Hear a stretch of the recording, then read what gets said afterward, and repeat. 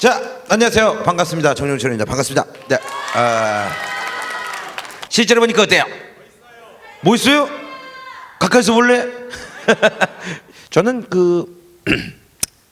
2002년도 옥동자를 시작을 하면서 그때부터 이제 뭐 청대학들 이렇게 강의 굉장히 많이 다녔어요.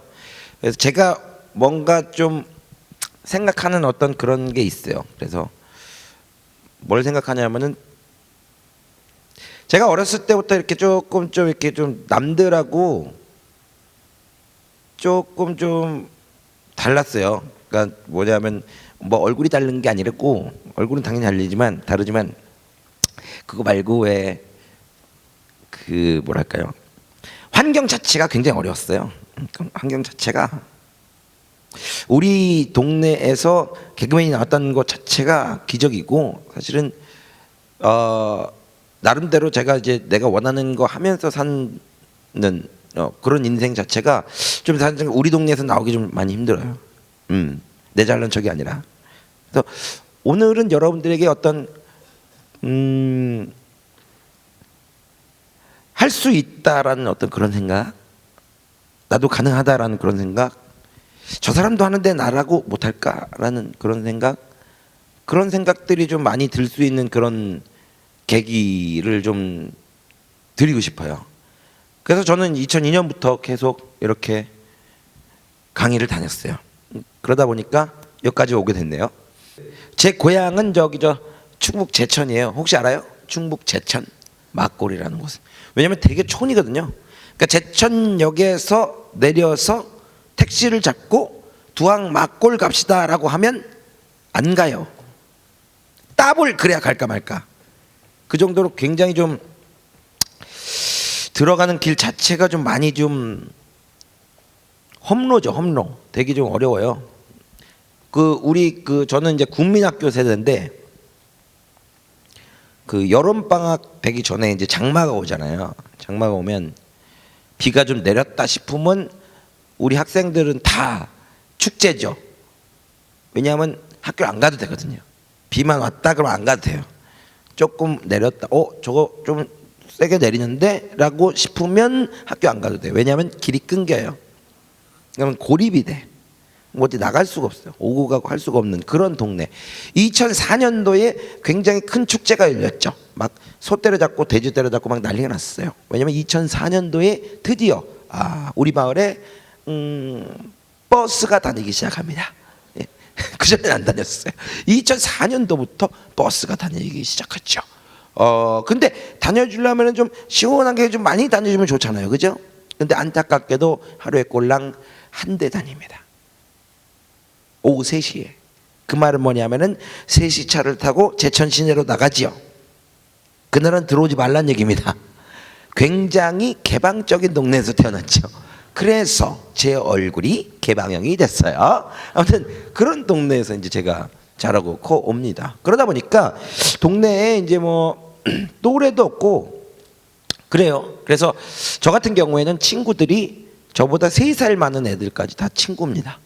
그리고 저보다 3살 어린 애들까지도 친구죠. 왜냐면 또래가 없다 보니까 3살 많아도 그냥 야자트고 3살 적어도 그냥 야자트고 그래요.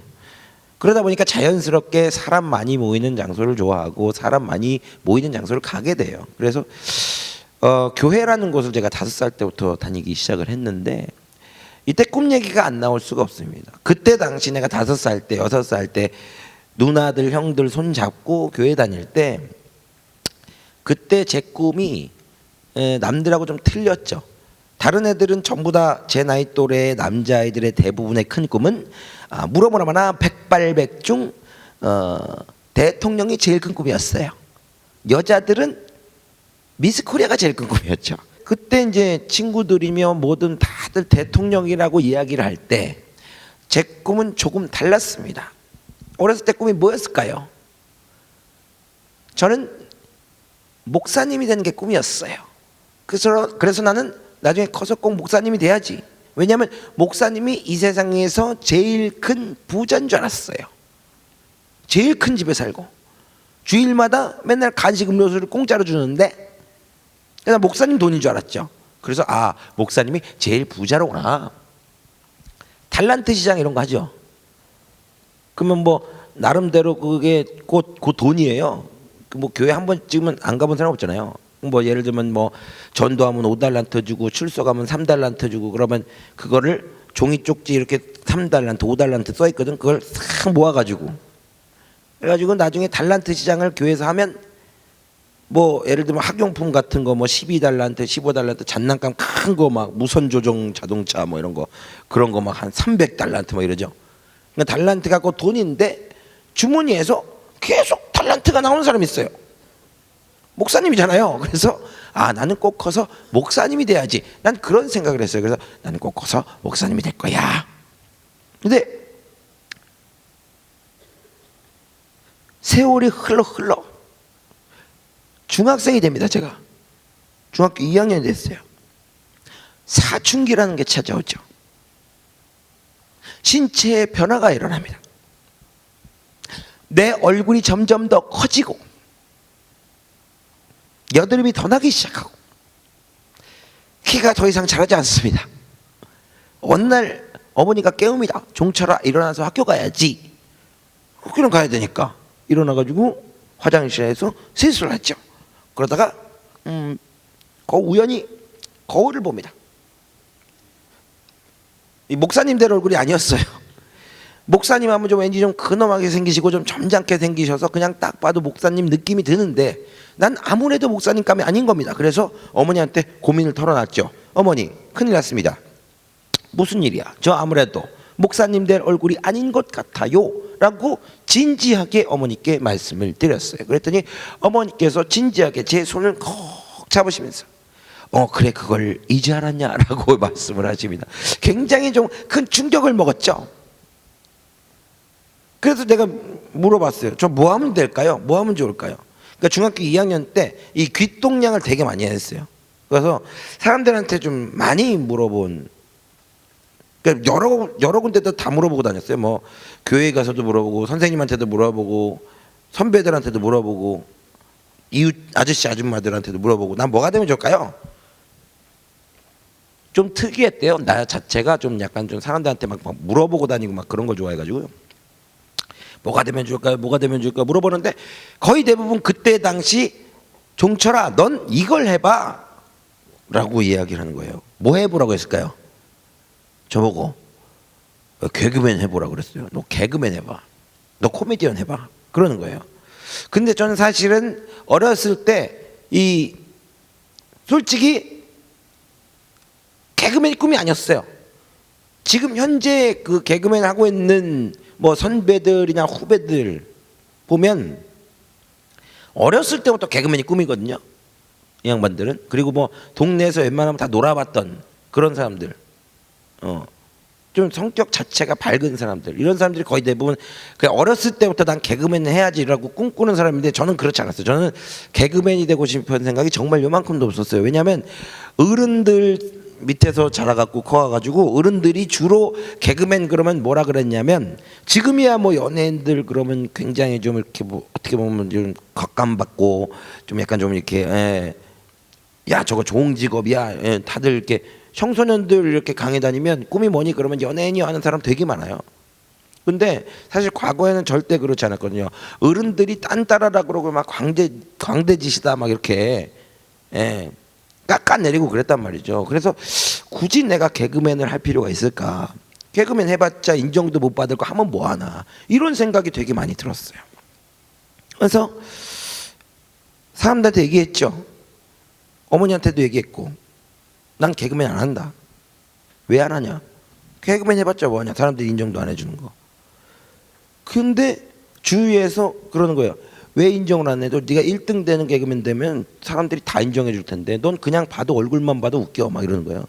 주위 사람들이 계속 저한테 힘을 줘요. 주위 사람들이 계속 저한테 할 수 있다 그래요. 개그맨을 계속 개그맨 해봐라, 개그맨 해봐라, 개그맨 해봐라 이런 소리를 계속 들으니까 아휴, 내가 그 뭐냐면 이 방송에다가도 얘기 잘 안 하는데 제가 좀 치명적인 어떤 외모적인 어떤 단점이 있어요. 물론 모든 게 다 단점이겠지만 굳이 얘기 안 하는 단점이 있어요. 뭐냐면 제가 말이죠, 남들에 비해서 굉장히 귀가 얇아요. 무지하게 귀가 얇아요. 어느 정도 귀가 얇냐면 여러분들이 제 얼굴을 보면 알겠지만은 제 얼굴을 정면에서 보면 절대로 귀가 안 보입니다. 안 보이죠? 보여요? 머리 바짝 쳐도 보이지가 않죠. 분명히 이쪽에서 보면 보입니다. 그런데 정면에서 보면 안 보이죠. 네? 내 인생에서 가장 힘들었을 때가 언제인지 알아요? 뭐 대학 떨어졌을 때? 아니에요. 여자들한테 맨날 차일 때? 아니에요. 내 인생에서 가장 힘들었을 때는 그 여권 사진 찍을 때예요. 그 여권 사진 양식에 보면은 양쪽 귀대기가 정확하게 보여야 이렇게 써 있는데 난 어느 쪽을 찍어도 안 보냐 어떡하냐. 왼쪽으로 돌자니 왼쪽 귀가 안 보여. 오른쪽으로 돌자니 오른쪽 귀가 안 보여. 정면 보자니 둘 다 안 보여. 환장하게 되는 거야. 어쨌거나 저쨌거나 정말 그렇게 귀가 얇은데 사람들이 다들 개그맨 해봐라 개그맨 해봐라 그러니까 그 말이 일리가 있는 것 같고 나도 개그맨 해봤으면 좋겠고 개그맨을 해야 될 것만 같고 그러는 거예요. 확신을 가졌던 건 뭐냐면 다시 거울을 봤죠. 개그맨 얼굴이 맞아요 하면 되겠더라고요. 그래서 그때서부터 꿈이 바뀌죠. 목사님이 꿈에서 개그맨이 꿈으로 완벽하게 바뀌게 됩니다. 그러면서 개그맨이 되어야지 라는 아예 작정을 합니다. 개그맨이 될 거야. 나는 꼭 개그맨이 될 거야. 그래서 제가 여러분들에게 뭐든 어떤 얘기를 하는데 1시간 반 동안 이야기를 하지만 다른 건 다 까먹어도 되는데요. 요것만큼은 잊지 말아줬으면 좋겠습니다. 이 말만큼은 꼭 여러분들 명심해 줬으면 좋겠습니다. 뭐냐면 여러분 바늘이 가면 무엇이 따라와야 되지요? 실이 따라야 됩니다. 마찬가지라고 생각합니다. 여러분들이 어떤 꿈이 있고 여러분들이 어떤 계획이 있고 여러분들이 어떤 목표가 있고 여러분들이 어떤 원하는 꼴이 있습니다. 그죠? 분명히 있어요. 나이가 어리나 나이가 많아 여자나 남자나 누구나 다 자기가 원하는 꿈이 있어요. 계획이 있다 이거죠. 없다라면 사는 이유가 없죠. 재미가 없어요. 그죠? 자, 내가 원하는 꿈이 있다면 그것을 저는 바늘이라 본다면 반드시 실처럼 따라와야지만이 그 꿈을 이룰 수 있다. 뭘까요?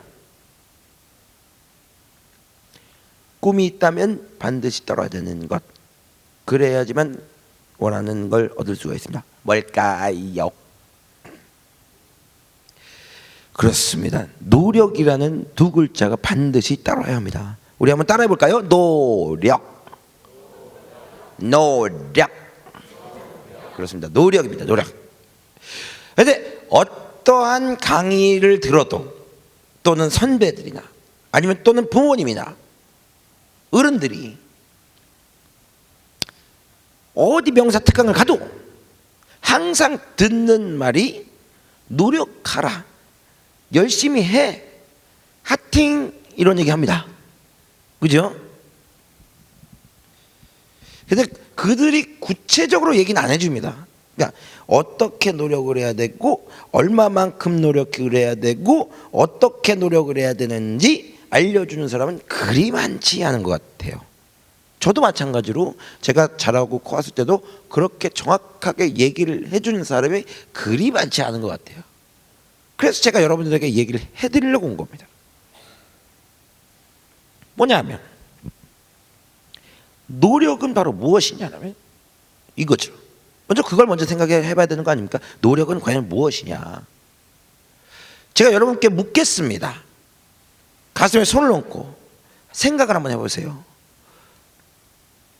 여러분들이 지금 20살에서 24살이면 대략 평균적인 나이로 봤을 때 21살, 2살이라고 봅시다.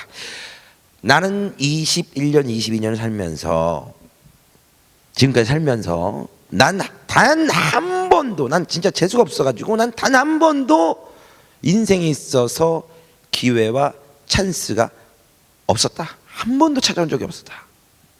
한 번도 찾아와 본 적이 없었다. 있습니까? 혹시 있어요? 난 한 번도 인생에 있어도 찬스가 찾아온 적이 없어. 아마 자신 있게 손들 수 있는 사람은 한 사람도 없을 겁니다. 크던 작던 여러분들에게 언제 어느 때든 기회는 찾아왔어요. 찬스는 찾아왔어요. 그리고 앞으로도 찾아올 겁니다. 그죠? 그거는 여러분 믿으시죠? 분명히 나에게 찬스가 찾아올 거라는 것, 인생의 터닝 포인트가 분명히 올 거라는 것, 여러분 기억하시죠? 믿으시죠? 그러면 저는 그것을 이렇게 하늘에서 이렇게 떨어지는 어떤 빗방울이라고 저는 비유를 해보고 싶습니다. 여러분들에게 찾아오는 기회가 빗방울이라고 비유를 해보고 싶다는 얘기예요. 그러면 천장에 구름이 잔뜩 꼈어요. 그리고 비가 팍 내립니다. 기회의 빗방울이. 앞에 앉아 있는 사람이라고 비에 많이 젖고 저 뒤에 앉아 있는 사람이라고 뭐 비에 적게 젖는다. 그러겠어요? 아닙니다. 다 똑같이 기회는 찾아온다는 거예요. 똑같이 비에 젖을 거란 얘기입니다. 그죠? 그런데 어떤 사람은 똑같이 기회가 찾아왔는데 어떤 사람은 내가 원하는 삶을 살고 있고요. 어떤 사람은 힘들게 살아갑니다. 어떤 사람은 돈 많이 벌고 떵떵거리면 잘 살고 있는데 내가 원하는 거 하면서, 어떤 사람은 하루 벌어 하루 살죠. 왜 그럴까요? 똑같이 기회가 찾아왔는데 물론 규모는 다 다를 겁니다. 컸다가 작았다가 컸다가 막 이럴 겁니다. 그렇지만 분명히 기회는 찾아왔는데 어떤 사람은 성공하고 어떤 사람은 실패해요. 이유가 뭐겠냐고요. 저는 여러분들의 노력을 뭐로 비유를 하고 싶냐면 그 기회의 빗방울을 담을 수 있는 그릇이라고 저는 비유를 하고 싶다는 얘기죠. 그래서 여러분들의 노력이 커진다면 어떻게 되겠습니까? 그릇이 커지겠지요. 그럼 어떻게 됩니까? 나에게 떨어지는 그 빗방울을 더 많이 모을 수 있을 거 아닙니까? 그러면 그 사람은 어떻게 됩니까? 성공할 수 있는 확률이 점점 높아지는 거 아니겠어요? 반대로 전혀 노력을 하지 않아서 그릇이 없어, 아예 작아, 진짜 작아. 그럼 어떻게 돼요? 성공할 수 있는 확률이 점점 떨어지겠죠. 그릇이 큰 사람에 비해서. 내가 원하는 꿈, 내가 원하는 롤모델, 내가 원하는 어떠한 원하는 꼴들, 그거보다 그릇이 커지면 어떻게 돼요? 내 경쟁자보다도 내 그릇이 커지면 어떻게 돼? 그를 뛰어넘을 수 있는 확률이 더 높아진다는 얘기죠. 그러니까 제가 여러분들에게 꼭 이 말씀을 드리고 싶은 건, 다른 건 다 까먹어도 좋습니다. 여러분들이 인생의 주인공이라는 것 잊지 말아 주십시오. 여러분들이 인생의 주인공이고 여러분들이 가장 소중한 사람입니다. 그러면 여러분만을 위한 노력을 해 주십사라는 거예요. 누구를 위한 노력이 아닌, 누가 해 라고 해서 하는 노력이 아닌, 여러분들 스스로 하는, 여러분들이 즐길 수 있는 무언가를 하시란 얘기예요. 그럼 어떻게 돼요? 그 그릇이 점점 커지겠죠. 그 그릇이 커지면 여러분들을 뛰어넘을 수 있는 사람은 없어집니다. 예? 저는 그렇게 믿어요. 그래서 그 얘기를 듣고 나는 개그맨이 되기 위해서는 어떤 노력을 해야 될까라고 생각을 해요. 얼굴은 굳이 노력할 게 없었어요. 그래서 무슨 노력을 할까 하다가 제가 이제 집에 갑니다. 집에 가서 제일 먼저 한 행동이 있죠. 제가 몇 년 동안 모아왔던 빨간색 돼지 저금통을 카타카를 뽑아들고 과감하게 배돼지를 푹 땁니다. 땄어요. 땄더니 10만 원 가까이 나옵니다. 그래서 그 돈을 싹 모아가지고 제가 제일 먼저 구입한 게 뭐냐면 녹음기를 삽니다. 녹음기. 그래서 워크맨 혹시 압니까? 워크맨이라고 알아요? 모를 수도 있을 텐데, 그 워크맨이라고 이제 카세트 테이프 넣어가지고 이렇게 녹음하는 거 있어요. 그리고 카세트로 이제 플레이 버튼 누르면 소리 나오고. 카세트는 다 봤죠? 그건 받겠지. 넣어서 닫고 빨간 버튼 누르면 녹음이 돼. 그래서 그걸 사다가 뭘 했냐면, 저 때는 이제 비디오가 없었기 때문에 그 녹음기를 사다가 코미디 프로를 다 녹음했어요. 여러분들은 지금 아는 코미디 프로가 개콘밖에 없죠?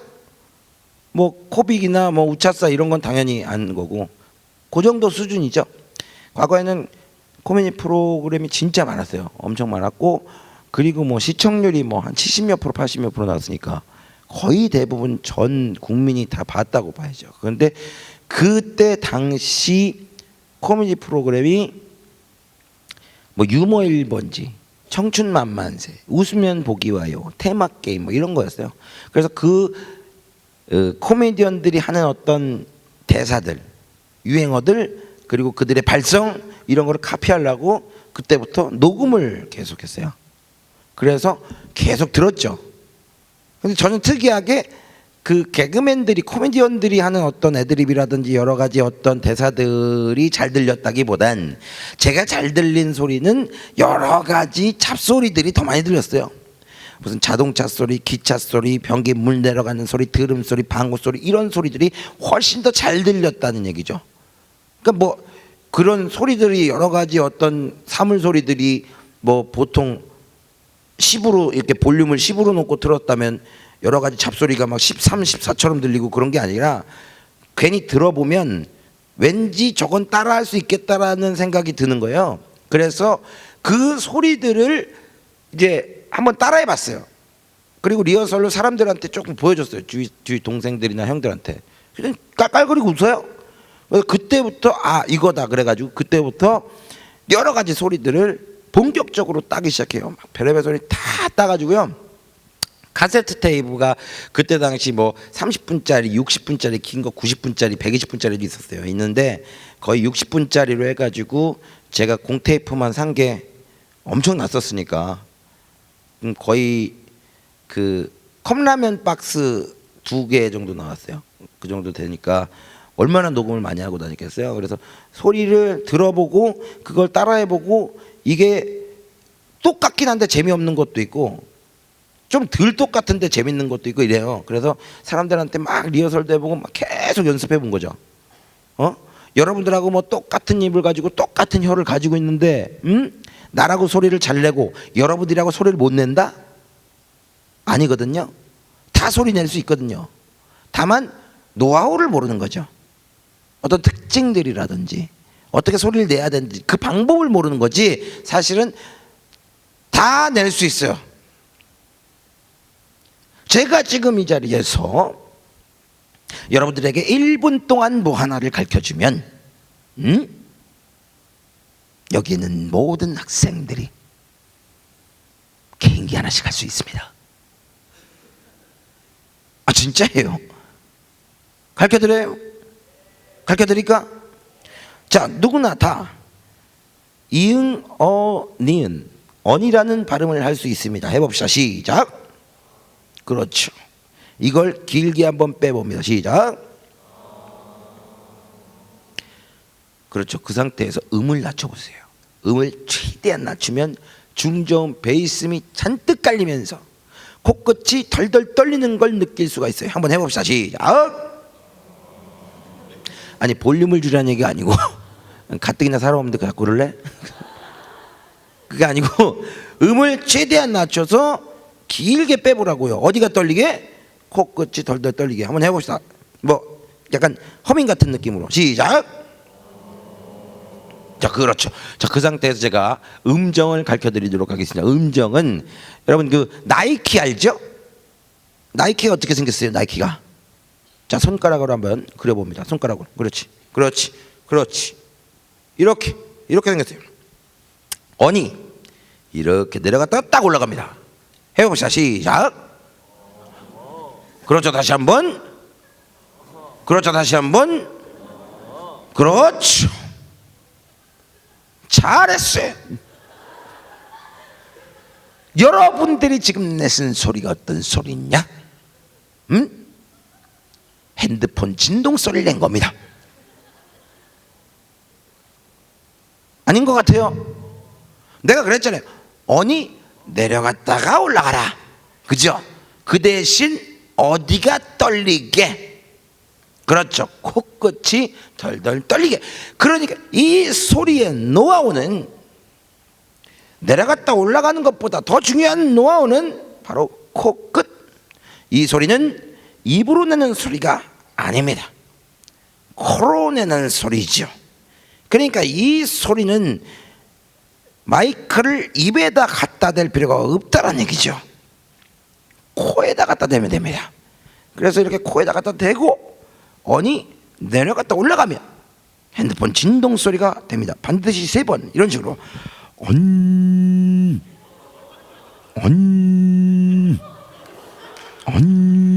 그죠?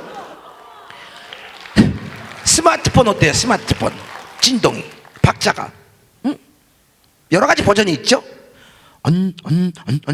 이렇게, 그죠? 유리판 위에 탁자 위에 올려놓으면 어떻게 진동이 좀 지랄 맞죠?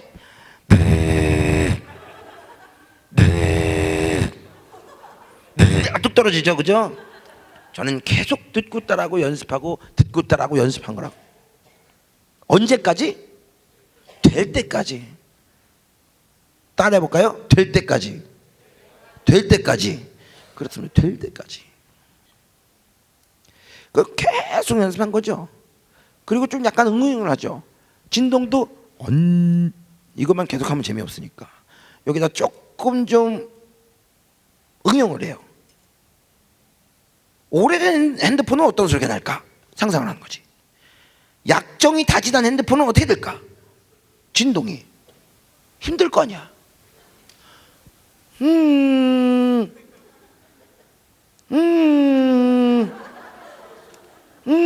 네, 이렇게 되죠. 계속 듣고 따라하고 연습하고 듣고 따라 연습하고 될 때까지 계속 노력을 한 거죠. 나름대로 저만의 그릇을 점점 키워갔던 거죠. 그러다가 2000년도가 딱 됩니다. 2000년도에 제가 뭘 하고 있었냐면 냉면집에서 주방 보조로 한참 일하고 있을 때, 그러니까 여러분들이 4살, 5살, 6살 때겠네요. 그죠? 그때 저는 냉면집에서 주방 보조로 군대 갔다 와서도 다시 복직해 있는 상황. 그래서 주방장 바로 밑에까지 이제 제가 올라갑니다. 처음에 제가 고등학교 2학년 때부터 제가 좀 아버지가 좀 빨리 돌아가시고 안 계셔서 제가 좀 장남 역할을 좀 빨리 했어야 됐어요. 그래서 돈을 좀 빨리 벌어야 됐어요. 뭐 여러분들이 뭐 그 검색 사이트 같은 데서 보시면 아시겠지만 저는 뭐 최종 학력 그냥 고졸입니다. 이제 대학 안 나왔고요. 여튼 고등학교 2학년 때부터 나는 돈을 벌어야 됐어요. 그래가지고 그때서부터 이제 주방 보조 일을 시작을 했죠. 원래는 알바로 시작을 하려고 했어요. 거의 대부분 이제 알바하죠. 고등학교 2학년 때 아르바이트. 솔직히 지금 아르바이트 구한다 그러면 여러분들 뭐 주로 이렇게 선호해요? 대충 편의점? PC방? 뭐 그런 거죠. 근데 저 어렸을 때는 편의점, PC방 아예 없었어요. 그러니까 저희 때 나이 때에 어떻게 보면 가장 고등학교 학생들이 선호하는 어떤 아르바이트 자리는, 그때는 알바라고도 안 했어요. 아르바이트라고 했지, 정확하게. 아르바이트 자리는 거의 대부분 이런 거 커피숍 같은 데나 아니면 경양식집이라고 알아요? 막 돈가스 팔고 그러는데 그런 데서 이렇게 서빙하는 거, 그게 어떻게 보면 최고의 알바였죠. 저도 홀서빙 하고 싶었어요. 안 시켜줘요. 그것도 좀 키도 좀 있고 좀 얼굴도 이쁘게 생겨야지 시켜주는 거더라고. 내가 그때 처음 알았어요. 내가 남들에 비해서 외모가 좀 떨어지게 생겼다는 걸 그때 처음 알았어요. 진짜로 저는 맹세하고요, 제가 남들에 비해서 못생겼다 뭐 이렇게 생각해 본 적이 정말 없습니다. 고등학교 때까지 내가 남들에 비해서 좀 떨어지게 생겼다라든지 내가 남들에 비해서 좀 못생겼다라든지 뭐 키가 작아서 고민이라든지 그런 거 전혀 없었어요. 그러니까 외모적인 컴플렉스가 저는 고등학교 2학년 3학년 때까지 없었어요. 진짜로요. 맹세합니다. 왜냐하면 충북 제천 두악 막골 제가 말씀드렸죠. 16가구 삽니다. 근데 좀 특이한 마을이죠. 왜냐하면 집성촌입니다. 그 말 뭐냐면 모르는 사람도 있어서 설명드리는데 집성촌이 뭐냐면 정씨만 삽니다. 앞집이 큰아버지 댁, 뒷집이 할아버지 댁 다 이럽니다. 다시 말하면 뭐냐면 마을 사람들 전체가 다 나랑 같은 식구죠. 다시 말하면 뭐냐? 마을 사람들 전체가 다 저처럼 생겼습니다. 여자고 남자고 다 저처럼 생겼어요. 여자들은 내 얼굴에 머리만 길어요. 그런 상황이기 때문에 내가 남들에 비해서 못생겼다 생각할 이유가 없어요. 다 똑같이 생겼는데. 예? 키가 작다고요? 왜 이래요? 내가 마을에서 2번째로 커요. 내가 없으면 집에서 형광등 못 갈아. 그 정도로 우성인자를 타고 태어났다 생각했어요. 진짜로. 그랬는데 이건 뭐 알바 자리 구한다고 무슨 이렇게 홀서빙 구한다고 이렇게. 그때 당시는 공중전화 옆에 이렇게 전봇대 같은데 이렇게 알바 구하면 이렇게 쭉 찢어가지고 공중전화 앞에서 전화하고 그랬어요. 그래서 쭉 찢어가지고 전화해. 그러면 저기 홀서빙 구한다고 해서 전화 드렸습니다. 그러면 빨리 오래요. 가지. 신기해. 보자마자 아이고 5분 전에 다 구했는데 가세요 그래. 그게 한두 번이 아니야. 그래서 그때 느꼈지. 내가 좀 남들에 비해서 좀 틀리게 생겼구나. 그때 처음 느꼈죠. 그러면서 받아준 데가 냉면집 주방 보조일이었어요. 그러니까 주방 보조일을 하면서 사실은 이제 그때부터 제가 원래 좀 이게 뭐냐면 성격 자체가 좀 되게 좀 어떻게 보면 포기를 모른다. 그러면 되게 멋있는 표현일 수도 있는데요. 어떻게 보면 되게 미련해요. 그냥 저는. 그러니까 만약에 내가 이 환경이 이게 다야. 이게 내가 적응해야 돼. 그럼 그냥 바로 인정을 해버려요. 난 그런 스타일이에요. 그래서 군대에 있을 때도 병장 딱 되고 제대할 때 제대 안 하면 안 되나 그러면 막 울고 그랬어요. 그 정도로 그냥 내가 이 환경이 이렇다 그러면 난 그냥 여기서 아예 적응을 하고 여기서 재미를 찾는 뭐 그런 스타일이거든요. 근데 그래서 주방 보조 일이 내가 전부인 줄 알았어요. 그래서 내가 이거를 그냥 끝까지 가야 된다. 이건 내가 해야 된다. 이 생각해가지고요. 그때 주방 보조 일 시작할 때 제일 먼저 내가 주방장한테 이거 해라 했던 게 설거지. 그래갖고 그때부터 이제 설거지부터 해가지고 차근차근 한 단계 올라갔어요. 그래가지고 주방 보조 중에서 제일 높은 거 우리끼리는 이제 세컨드라고 해요. 주방장 바로 밑에라고. 세컨드까지 제가 딱 올라갔어요. 내 밑에 3명이나 있고. 그러니까 그때 월급을 2000년도에 군대 갔다 와서 그리고 월급 받은 게 한 260만 원 정도 이렇게 받았으니까 나쁘지 않죠. 그죠? 나쁘지 않았어요. 그리고 곧 있으면 주방장이 되는 뭐 그런 상황이었죠. 그러니까 2000년도 딱 되니까 어떤 생각이 들었냐면 그 개그맨이 꿈이긴 하지만 개그맨은 조금 좀 뭐랄까요 이루기 힘든 꿈이고 주방장은 이제 곧 손에 잡힐 것 같은 뭐 그런 때가 2000년도였어요.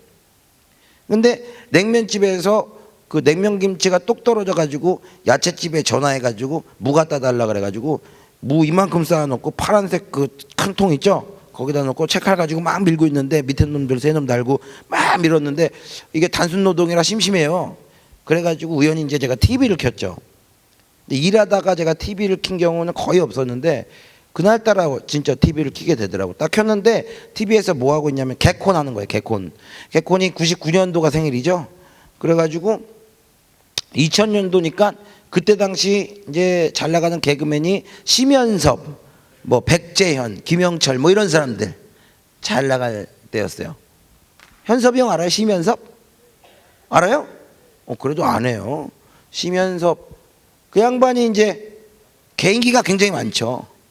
그때 뭐 했냐면 진짜로 여러분 말대로 현섭이 형이 추장 복장하고 나와가지고 빰빠야 가슴에 떨어져 이런 거 할 때, 근데 그때 개그 콘서트 딱 보고 이제 재밌다 재밌네 이랬는데 심현섭이라는 사람이 딱 튀어나오더니 갑자기 내가 지금서부터 너희들에게 개인기를 보여주겠다 그러니까 오 이러면 막 박수치고 그러는 거예요. 그래서 개인기 그러면서 개인기가 뭔 말이지 뭐 그랬어요.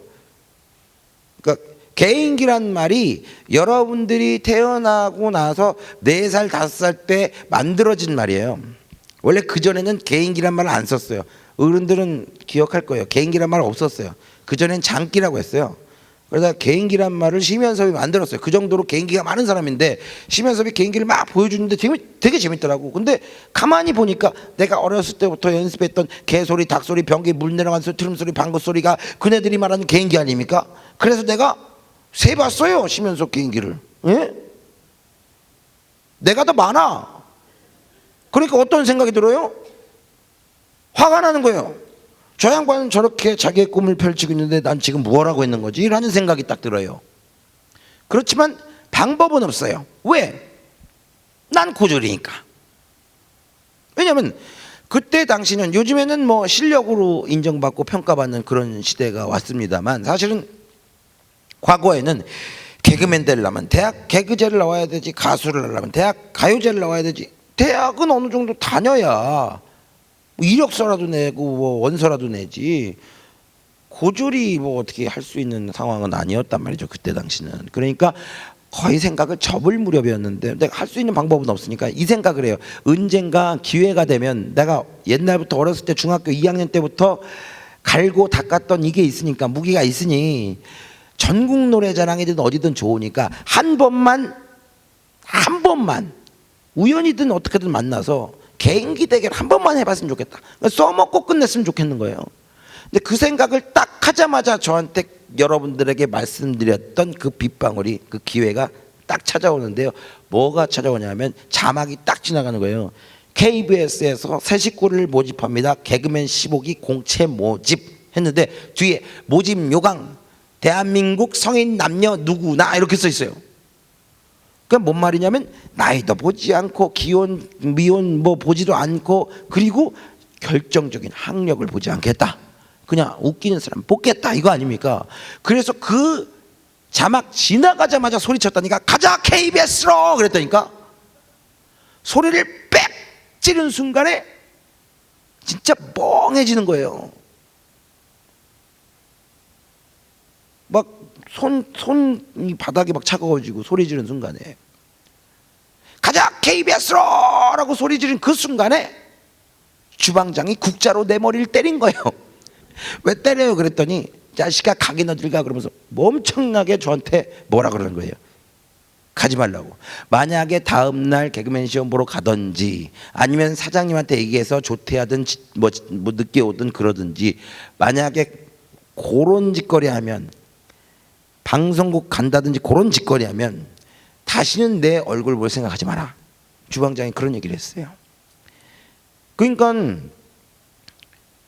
뭐 솔직히 그도 인정할 만한 게, 저 아무것도 아니었잖아요. 고등학교 학생이 기술도 없고 아무것도 없는 애가 그냥 와가지고 걔 받아줘가지고 설거지부터 시작해가지고 차근차근 가르쳐서 이제 좀 쓸만해지니까 개그맨 되겠다고 나가버리면 이 양반은 새로운 놈 다시 키워야 되잖아. 그러니까 엄청나게 반대했어요. 보내주세요 안 돼, 보내주세요 안 돼, 엄청 반대했어요. 아니 무슨 뭐 남들은 말이에요. 연예인 한다 그러면은 집안에서 반대를 하죠. 나는 주방에서 그렇게 반대를 했어요. 그냥 보내주세요 막 안 된대. 집에서 되게 고민 많이 했어요. 어떡하지? 이런 고민. 다음날 내가 어디로 가느냐에 따라서 내 운명이 갈리는 거잖아요. KBS로 가느냐 아니면 주방으로 가느냐. 그죠? 여러분들도 살면서 크고 작은 어떤 인생의 갈림길들이 굉장히 많이 찾아왔었을걸요. 그죠? 그리고 앞으로도 찾아올 겁니다. 한마디로 뭐 중3들 막 고등학교 갈 때 뭐 인문계 가냐 실업계 가냐부터 뭐 이과 가냐 문과 가냐부터 여러 가지 어떤 그런 갈림길들 나오잖아요. 그죠? 계속 찾아온다니까. 어떤 선택을 하셨던 간에 그 선택이 실패를 했던 성공을 했던 간에 여러분들은 잘 살고 있는 거예요. 여기 있으니까. 그죠? 근데 저는 그래요. 누구에게나 다 찾아오는 어떤 인생의 갈림길이지만 그 인생의 갈림길을 선택한다는 것만큼은 정말 어렵죠. 왜 선택하는 게 어렵냐면 성공할 수 있는 확률이 반반이니까, 50대 50이니까 선택을 못하죠. 그럼 여러분들은 어떻게 선택하냐는 거죠. 그냥 뭐 부모님이 말한 대로, 혹은 뭐 주위 사람들이 얘기한 대로, 아니면 좀 고민 좀 했다가 좀 확률이 좀 있는 대로. 저는 어떤 선택을 하냐면 50대 50이다, 확률이 50대 50이다라고 생각을 하면 저는 그 상황에 대해서 딱 5분에서 10분 정도만 고민해요. 남의 얘기는 듣지 않고요. 왜냐하면 어차피 내 인생이니까. 5분에서 10분 정도 딱 생각을 하고요. 그러고 나서 그래도 50대 50이에요. 그러면 저는 나머지 시간은 이거를 생각할 수 없을 정도로 좋아하는 일을 하면서 보내버립니다. 그리고 저는 다음날 다시 생각하죠. 5분에서 10분을. 또 50대 50이야? 그럼 다음날로 넘겨요. 저는 그런 식입니다. 그러다 보면 51대 49 되는 순간이 있어요. 괜히 그냥 다 똑같은 것 같은데 이쪽 길이 은근 끌려. 저는 그러면 이쪽 길을 선택하는 거죠. 저만의 방법이에요. 근데 이렇게 되묻는 사람이 있어요. 좋은 방법이긴 한데 좀 약간 좀 그렇다. 왜요? 그러다 실패하면 어떡하니? 그래요. 그러니까 제가 여러분들에게 꼭 드리고 싶은 말씀 또 한 가지는 뭐냐면, 실패하면 어떡하니? 이 말이에요. 실패하면 어떡하니? 실패하면 어떡하니? 그 말이 무서워요? 실패라는 말이? 저는 여러분들에게 말씀드릴 수 있어요. 지혜로운 사람은 절대로 실패를 두려워하지 않는다는 거. 여러분 또한 실패를 두려워하지 않는 여러분들 되셨으면 좋겠어요. 왜냐하면 사람은 누구나 다 실패하거든요. 사람은 성공도 하고 실패도 합니다. 그런데 모든 사람들이 성공만을 떠받들고 성공만을 지향하죠. 성공만을 원하고 있고요. 그런데 그 성공만을 원하다가 만약 실패하면 좌절해버리죠. 그럼 그거야말로 끝인 거죠. 저는 이렇게 생각해요. 성공만 하는 삶을 사는 사람이 있어요. 그 사람 맨날 성공만 해요. 주위의 모든 사람이 그를 떠받들고 그에게 아부하고 그가 잘 되기를 원하면 박수치고 뭐라도 떨어질까 그러고 손 벌리고 그러지만, 그도 사람인지라 우쭐대다가 실수할 수도 있죠. 그 작은 실수로다가 실패를 맛보는 거야. 그럼 그 사람은 어떻게 됩니까? 실패에 대한 경험이 없죠. 우왕좌왕 어리버리하다가 무너질 수 있어요. 그대로. 그러나 반대로 계속 실패만 하는 삶을 사는 사람이 있어요. 계속 실패만 해. 주위에 사람도 없고 모두 그를 손가락질을 하지만 그가 포기하지 않고 계속 도전한 결과 작은 성공을 한다 가정합시다. 그럼 그 사람 느낄 거 아니야. 아, 내가 이렇게 해서 실패했고 저렇게 해서 실패했는데 이렇게 하니까 성공하는구나. 나에게 있어도 굉장히 쓰디썼던 그런 실패의 경험이나 잔들이 나에게 어마어마한 득이 된다는 거죠. 그죠? 성공의 발판이 된다는 거죠. 저는 그렇게 생각하고 여러분들에게 그러한 메시지를 드리고 싶어요. 누구나 잘 나갈 수 없습니다. 계속 잘 나갈 수 없어요. 그리고 누구나 계속 밑바닥일 수 없습니다. 언젠가 좌절하지 않고 포기하지 않고 꾸준히 노력한다면 분명히 딛고 일어섭니다. 그래서 우리 지혜로운 사람들이, 그리고 우리 가운데 식구들이, 제가 여러분들에게 부탁드리고 싶은 것은 실패를 두려워하지 말자. 우리가 가장 두려워해야 될 단어는 바로 포기입니다. 좌절이고. 그 두 가지만 안 한다면, 그리고 계속 꾸준하다면 분명히 일어설 수 있고 분명히 리더가 될 수 있습니다. 그런 생각들을 여러분들이 가지시는 오늘이 되셨으면 좋겠어요. 결국에 저도 제 이야기로 돌아가자면 고민 많이 했죠. 냉면집으로 가느냐 아니면 KBS로 가느냐.